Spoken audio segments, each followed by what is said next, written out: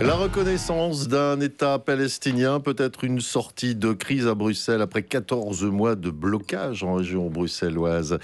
Sophie Raoni, la présidente de Défi, est l'invitée de Maxime Binet pour son Café sans filtre ce matin. Messieurs, dames, bonjour. Bien le bonjour et bonjour Sophie Raoni. Bonjour.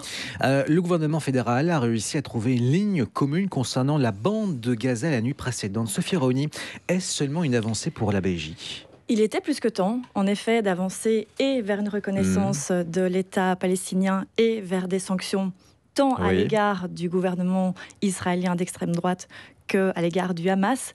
Je regrette toutefois tout ce tour de passe-passe pour arriver à cela, d'autant plus que pour ce qui concerne les sanctions, on aurait pu en fait aller plus loin.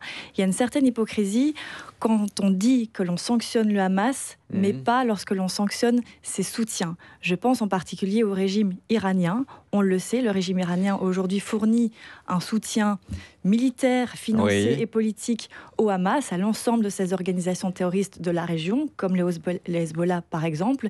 Et donc, j'aurais voulu finalement qu'on aille jusque-là parce qu'on peut plaider pour une démilitarisation du Hamas, mais si dans le même temps, on voit encore ces puissances soutenir le Hamas, finalement le Hamas poursuivra ses crimes. D'accord, Sophie Raoni, revenons à l'accord de cette nuit, arrivé en 15 sur le positionnement de la Belgique par rapport à la reconnaissance d'un État palestinien. Vous nous dites que, en tout cas, concernant les sanctions, ça ne va pas assez loin. Les sanctions vont dans le bon sens pour ce qui concerne les sanctions diplomatiques à l'encontre des ministres d'extrême droite israéliens. Interdiction de territoire. Les sanctions économiques également. Mais en effet, je voudrais qu'on aille plus loin par rapport au soutien du Hamas. Concernant aussi ce sujet au sein de la société, on a vu qu'il y avait des grandes différences au sein du gouvernement fédéral avant l'accord intervenu la nuit précédente. Est-ce que vous trouvez que la politique est à la hauteur de ce qui se passe en bande de Gaza et aussi de l'émoi que peut susciter ce sujet au sein de la population ? Ce que je regrette en effet, c'est qu'on explique à tout un chacun, et de manière tout à fait légitime, que la reconnaissance de l'État palestinien était une nécessité pour avancer vers la seule solution qui nous approcherait d'une paix, à savoir une reconnaissance mutuelle de deux États qui puissent enfin vivre côte à côte en paix. Le problème, c'est que le discours qui accompagne ce plaidoyer s'est fait parfois avec des propos extrêmement radicaux, polarisant, et cette polarisation aujourd'hui, on la retrouve au sein de la société. Il est très difficile aujourd'hui de condamner et le Hamas et le gouvernement israélien d'extrême droite, d'avoir de la compassion et envers les victimes gazaouis et envers les otages israéliens et leurs familles. Et donc, en effet, je vois beaucoup de polarisation, beaucoup de violence, beaucoup de tension. On se fait taxer de raciste ou d'antisémite ou d'anti-arabe dès le moment où l'on a des mots de compassion envers l'une communauté ou envers l'autre. Il y a aussi beaucoup d'amalgame envers la communauté juive qui serait tenue pour responsable des horreurs qui sont commises aujourd'hui à Gaza.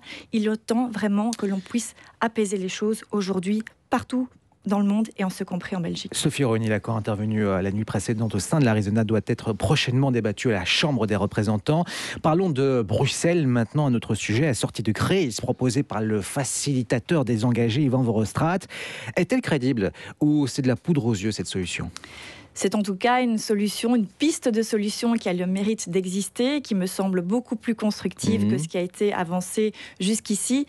Maintenant, moi j'attends de voir le fond des mesures qui seront proposées, puisque jusqu'ici, la note de M. Verhofstadt, avec tout le respect que j'ai pour lui, c'est un peu une liste adressée au Père Noël, où tous les partis disent ce qu'ils veulent faire, sans vraiment de rigueur budgétaire, alors que l'urgence, elle est aussi budgétaire. Et plus on tarde, plus l'effort budgétaire, il sera conséquent et il sera lourd à porter par les Bruxellois et par les Bruxelloises. On va parler aussi de la note qui a fuité la semaine passée d'Ivan Verhofstadt, mais revenons sur la forme, parce que la forme est importante par rapport au casting. Et là, on découvre que pour la solution apportée par le facilitateur désengagé, il y aura plus de postes pour les néerlandophones que pour les francophones, alors que les néerlandophones à Bruxelles sont minoritaires.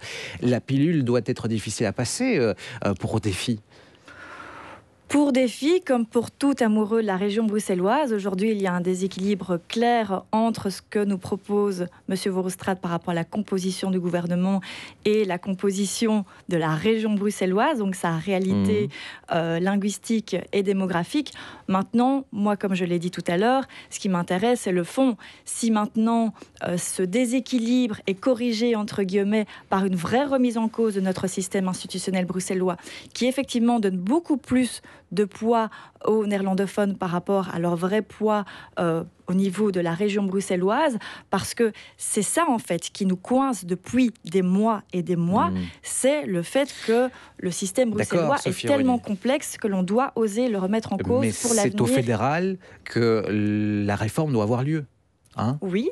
Mais comment on fait sans la LVA ? Vous constaterez que, mis à part le Parti socialiste, et c'est sans doute pour cela qu'il joue la montre aujourd'hui, eh bien, les partis qui sont plébiscités aujourd'hui pour former cette majorité bruxelloise se retrouvent également au niveau fédéral.